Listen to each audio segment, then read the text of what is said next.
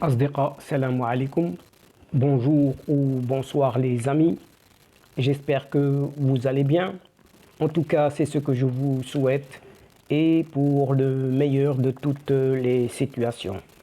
Bienvenue sur votre chaîne Bled Maghribia qui attend comme toujours vos encouragements en la partageant autour de vous, auprès de toutes vos connaissances et surtout en vous y abonnant le plus nombreux possible pour y être informé le plus rapidement avec les toutes dernières nouvelles et ceci en toute primeur, bien entendu.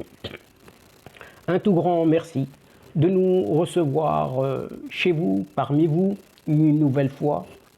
Et cette 146e vidéo vient vers vous pour vous proposer votre ce qui fait débat habituel, c'est-à-dire tout simplement ce qui fait la petite discussion entre nous à chacune de nos rencontres.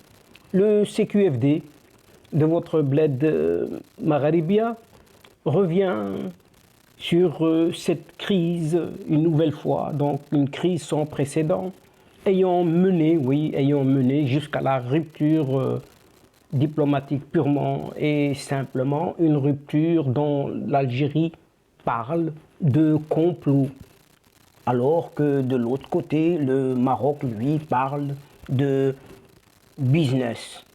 En effet, nul n'est sans savoir que le Maroc et l'Algérie, ces deux grands pays du Maghreb, sont officiellement opposés, pour ne pas dire opposés surtout, et sont dans une guerre froide qui connaît des escalades de plus en plus dangereuses.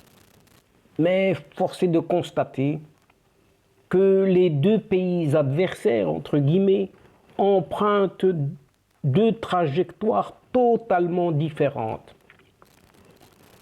D'un côté, il est clairement constaté cet impact dangereux de l'actuelle situation socio-économique et financière déplorable, oui tout à fait déplorable de cette Algérie sur la sécurité nationale qui inquiète particulièrement les services de sécurité et l'armée algérienne, et ce qui est confirmé par plusieurs investigations, confirmant donc cette aide venue de l'Union européenne, oui, destinée aux victimes des feux de forêt en Algérie. Et d'un autre côté, l'autre image de ce Maroc qui se concentre, lui, de plus en plus sur le business. Et rien que sur le business, pour ne pas dire sur son doing business. Et c'est là que s'inscrit la grande différence entre ces deux pays, frères, mais néanmoins dits, entre guillemets, ennemis. Pour preuve, dernièrement, récemment, un ministre algérien, et pas des moindres, de la communication, pour le citer, qui est presque le même, à chacune de ses sorties, d'accuser le Maroc de s'allier avec Israël pour cibler juste son pays. Mais alors, si l'Algérie cultive les attaques verbales et les accusations concernant des complots, des soi-disant complots dressés régulièrement contre la sécurité nationale algérienne, le Maroc, lui, se concentre de plus en plus sur le business, uniquement le business, et veut profiter de l'instabilité ou de la faiblesse de son voisin dit ennemi pour attirer les plus importants investisseurs étrangers, pour renforcer son développement économique. Preuve en est, au moment où les deux géants mondiaux de l'automobile, l'allemand Volkswagen et le sud-coréen Hyundai, ont déserté le marché algérien, le Maroc a lancé une véritable opération de charme pour les séduire et les convaincre de venir investir et développer des activités industrielles sur son territoire. Pour l'heure, rien d'officiel n'a été déclaré. Mais les lobbies affairistes marocains n'ont pas hésité à se lancer dans la chasse aux investisseurs étrangers qui quittent l'Algérie pour les récupérer et les orienter vers les besoins de l'économie marocaine. Il faut dire que la fin de l'industrie du montage des véhicules neufs en Algérie est en train de profiter grandement au Maroc, qui s'impose comme le hub régional au Maghreb et Afrique du Nord dans son entièreté en matière d'industrie automobile. Récemment, le constructeur automobile allemand Opel a conclu un magnifique deal qui a redoré l'image du Maroc en permettant à sa marque de véhicules électriques cette fois-ci, fameuse Stellantis, de dévoiler la toute nouvelle Opel Rocks E, un nouveau véhicule 100% électrique qui a été conçu en collaboration avec le Africa Technical Center basé à Casablanca. Et l'Opel Rocks E sera produite au Maroc dans l'usine Stellantis de Kenitra, qui produit également les Peugeot 208 et la Citroën Ami, la sœur jumelle de la Rocks E. Donc c'est Opel. Profitant de l'absence totale de la concurrence de son voisin algérien, le Maroc multiplie les contacts et les négociations avec d'autres constructeurs de voitures électriques, un enjeu majeur pour l'économie du monde de demain pour lancer des investissements sur son territoire.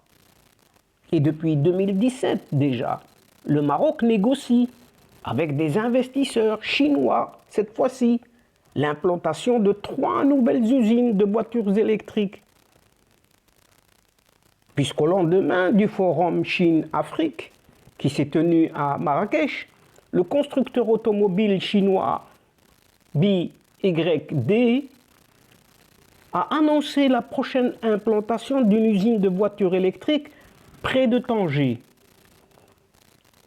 Le protocole d'accord signé le 9 décembre 2017 en présence du roi Mohamed VI prévoit la construction de 3 autres usines, batteries électriques, bus et camions électriques et enfin trains électriques.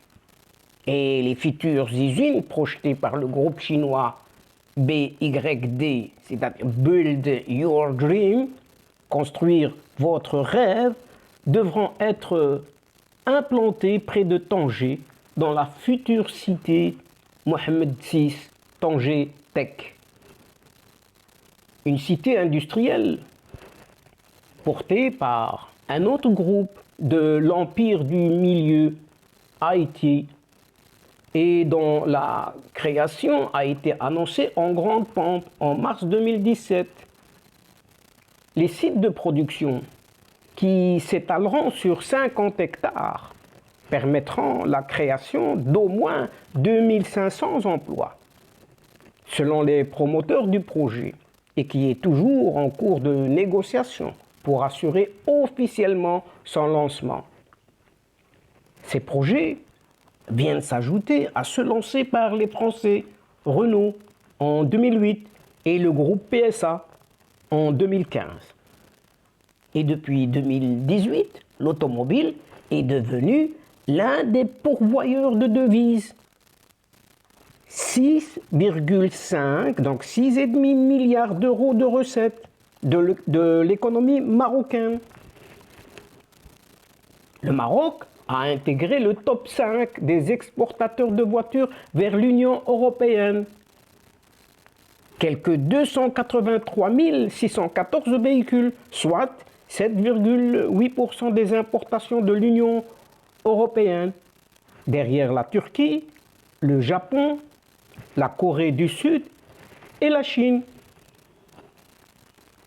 Pour atteindre ce résultat, les autorités ont développé les infrastructures, routes, autoroutes, ports, etc.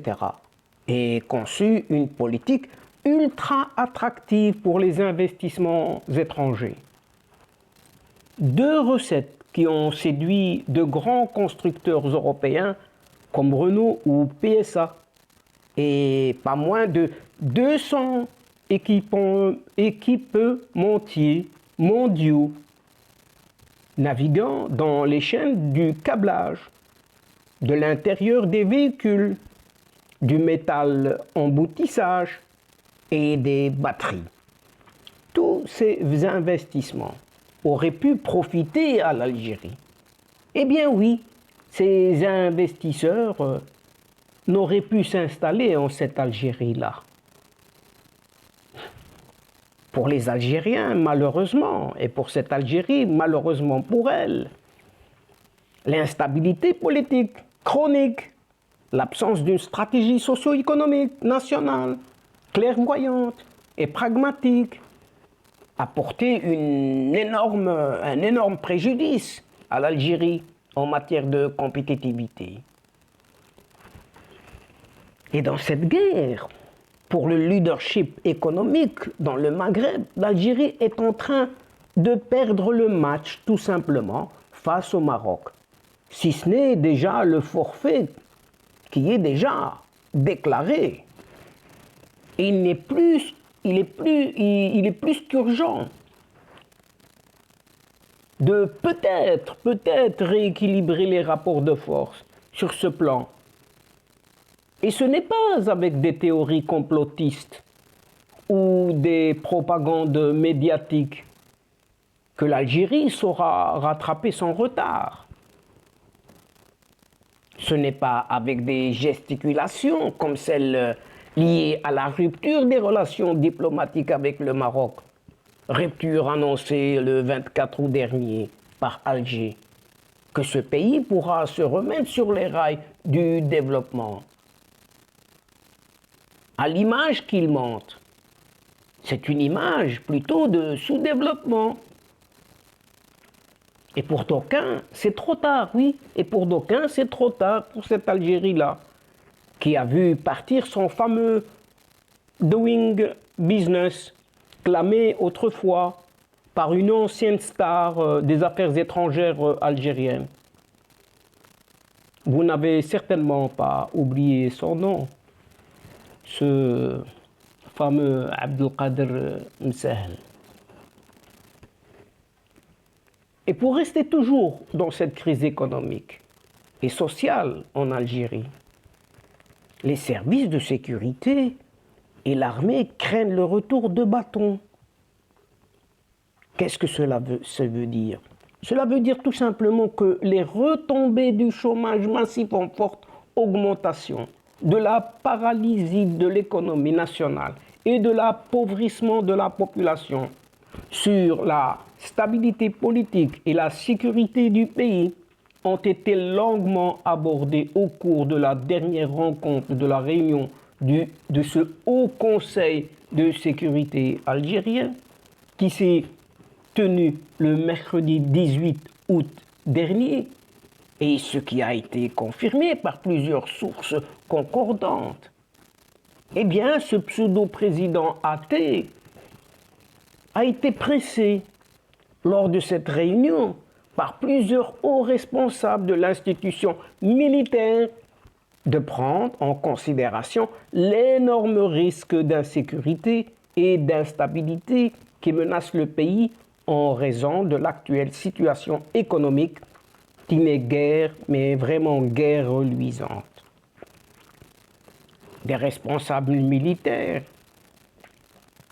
ont pris la parole et au cours de la réunion de ce Haut Conseil de sécurité pour communiquer des informations et des analyses sur de fortes probables manifestations de colère de franges entières de la population à cause de l'appauvrissement accéléré dont elles font l'objet depuis 2020.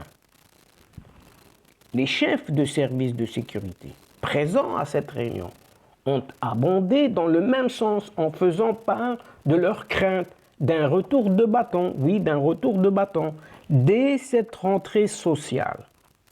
En clair, les services de sécurité craignent un risque élevé de la reprise de la contestation populaire ou des manifestations sociales violentes à cause de la détresse sociale et mauvaise conjoncture économique qui prévaut dans l'ensemble du pays.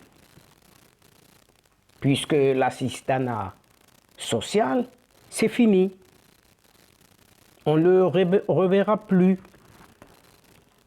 Et l'armée, comme les services de sécurité, redoutent ainsi un retour aux marches populaires qui pourrait s'accompagner par des dérapages inquiétants contre l'ordre public à cause de ce sentiment de désespoir qui grandit au sein de la population, faute de perspectives économiques et financières rassurantes.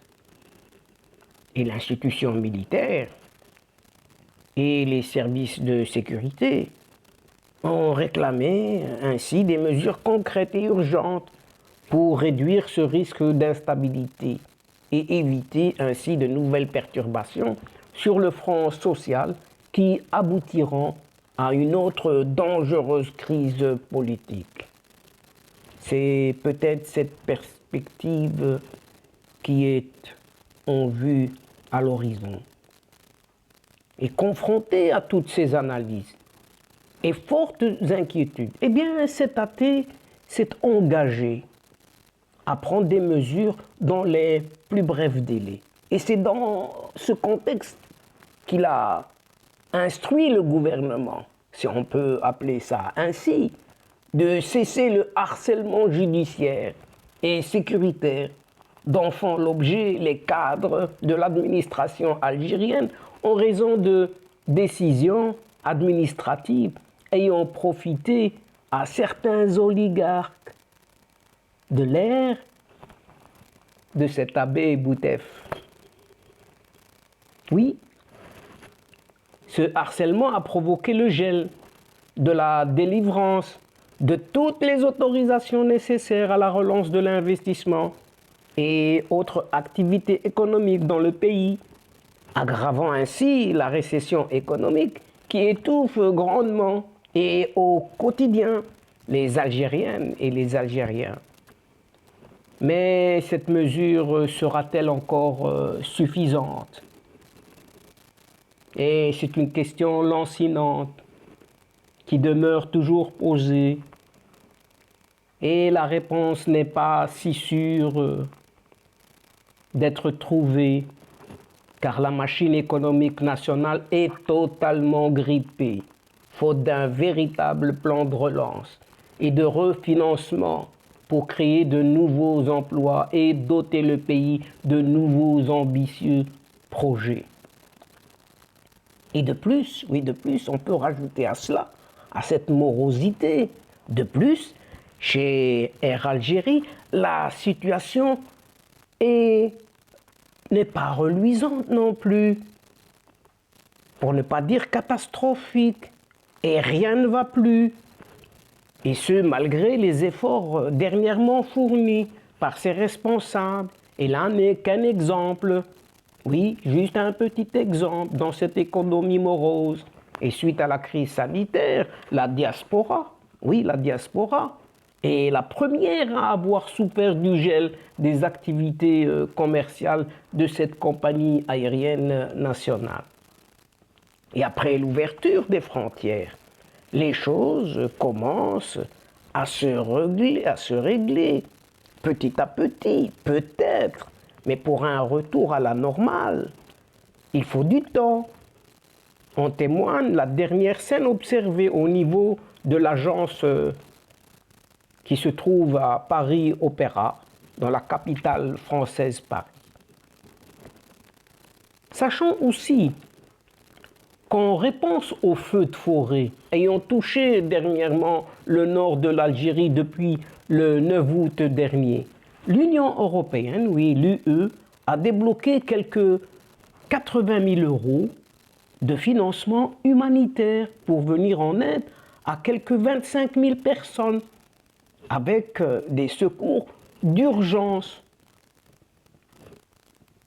Cette aide permettra au Croissant Rouge algérien de soutenir les familles touchées par les incendies dans les wilayas de Béjaïa, Tizi Ouzou, Jijel et Stef, en apportant des abris d'urgence, des articles ménagers, des colis alimentaires et un soutien psychosocial, mais à condition que tout cela arrive à bonne destination.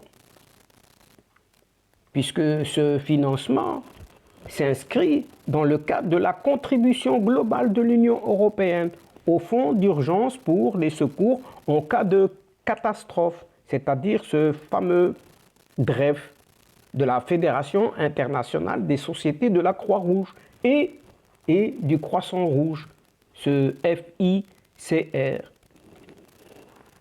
Il permettra également au Croissant Rouge algérien de reconstituer les stocks de colis alimentaires et de maintenir la mobilisation de son personnel, son staff médical et ses bénévoles. Ceci pourrait éventuellement se faire, mais à condition que ce pouvoir algérien redistribuerait effectivement cette aide là où elle devrait réellement l'être. Et là, on s'en doute. Tout de même, il est par ailleurs promis à ses bénévoles un équipement de protection individuelle pour éviter qu'ils se trouvent ou se retrouvent infectés au moment où la pandémie de coronavirus continue de sévir. Mais cela reste à voir. Alimenté par une vague de chaleur et aggravé par le changement climatique, les incendies ont été particulièrement sévères cette année. Ils ont fait plusieurs dizaines de victimes et ont occasionné d'importants dégâts aux maisons, aux forêts et aux oliveraies et au bétail. Et à la suite de cette catastrophe, l'Union européenne a également activé le service Copernicus de gestion des urgences pour fournir des cartes basées sur l'imagerie satellite et a répondu à la demande du gouvernement algérien en déployant le 12 août dernier 2 avions français Canadair dans les régions de Tizi Ouzou et Béjaïa via le mécanisme de protection civile de l'Union européenne. Mais dans quel contexte tout cela se passe vraiment, réellement? L'Union européenne, avec ses États membres, est le premier donateur d'aide humanitaire au monde. L'aide d'urgence est l'expression de la solidarité européenne avec les personnes qui en ont besoin à travers le monde. Elle vise à sauver des vies, à prévenir et à atténuer la souffrance humaine et à préserver l'intégrité et la dignité humaine des populations victimes de catastrophes naturelles et de crises d'origine humaine. Par l'intermédiaire du service de protection civile et d'opérations d'aide humanitaire de la Commission européenne, ce fameux ECHO, ECHO, l'Union européenne aide chaque année des millions de victimes de conflits et de catastrophes. À travers son siège à Bruxelles et son réseau mondial de bureaux locaux, ce fameux ECHO, fournit une assistance aux personnes les plus vulnérables sur la seule base des besoins humanitaires.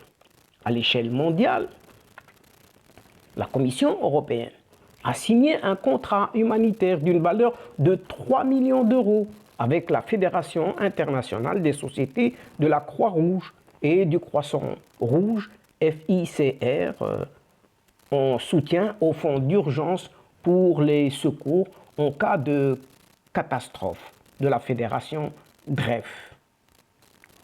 Les fonds du DREF sont principalement alloués à des catastrophes à petite échelle, c'est-à-dire celles qui ne donnent pas lieu à un appel international formel, sachant que ce DREF a été créé, en 1985 et est financé par les contributions des bailleurs de fonds. Mais chaque fois qu'une société nationale de la Croix-Rouge ou du Croissant-Rouge a besoin d'un soutien financier immédiat pour répondre à une catastrophe, eh bien, elle peut demander des fonds du DREF. Et pour les catastrophes à petite échelle, la FICR, Croissant-Rouge, alloue des subventions du DREF que les bailleurs de fonds peuvent ensuite réalimenter. Et l'accord de délégation entre la FICR et l'ECO permet à ce dernier de réapprovisionner le DREF pour des opérations convenues, correspondant à son mandat d'humanitaire, jusqu'à hauteur de 3 millions d'euros. Mais en attendant cette aide européenne, concernant ces feux de forêt, ces incendies en Algérie, et pendant que cette Algérie est aux portes de l'aumône de cette Europe, ces responsables algériens ne manquent plus une occasion pour attaquer le voisin d'à côté. Très simple. On va vers l'ouest et on y attaque.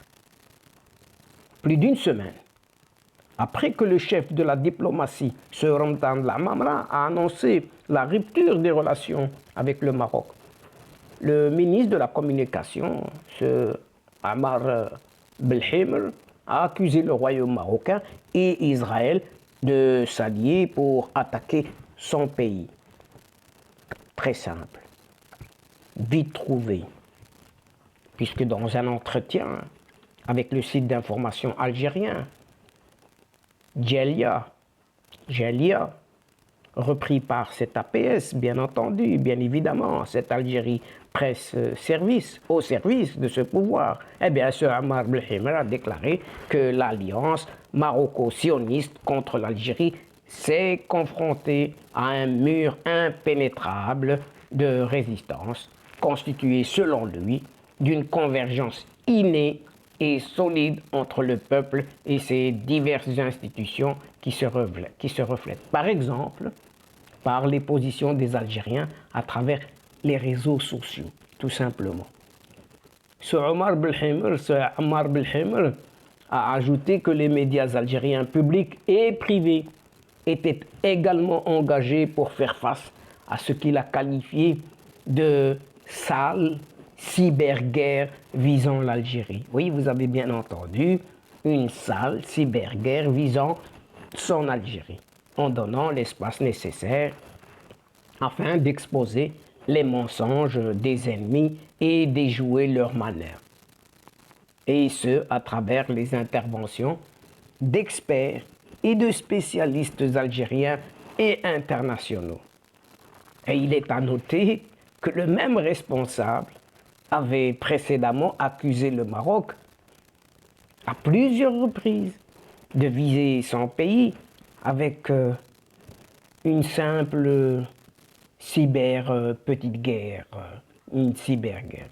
Et donc, chers amis et chers adeptes de la chaîne de Bled Magharibia, c'est sur ces nouvelles que prend fin finalement la séquence d'aujourd'hui en prenant congé de vous. Mais néanmoins, nous espérons vous retrouver très bientôt avec un immense plaisir, comme à chaque fois, au travers de votre ce qui fait débat habituel, c'est-à-dire tout simplement ce qui fait la petite discussion entre nous. Et à chaque fois, un tout grand merci pour votre confiance, un merci pour votre fidélité, un autre merci pour votre passion, mais un immense merci pour votre participation de nous écouter jusqu'au bout des séquences Mais néanmoins, ne nous oubliez pas en nous aidant mutuellement, réciproquement, d'aider votre chaîne Bled Magharibia en vous y abonnant le plus nombreux possible, de faire abonner vos proches, vos connaissances, partout où vous êtes, afin d'être informés rapidement avec les dernières nouvelles. Mais surtout, n'oubliez pas de partager au grand maximum autour de vous toutes les séquences de vidéos de votre chaîne. Pour ma part, il ne me reste plus qu'à vous dire au revoir les amis. Al-Asdiqa, salamu alaykum wa rahmatullahi ta'ala wa barakatuh. À la prochaine fois et à bientôt. إلى اللقاء في حصة أخرى إن شاء الله. مع السلامة.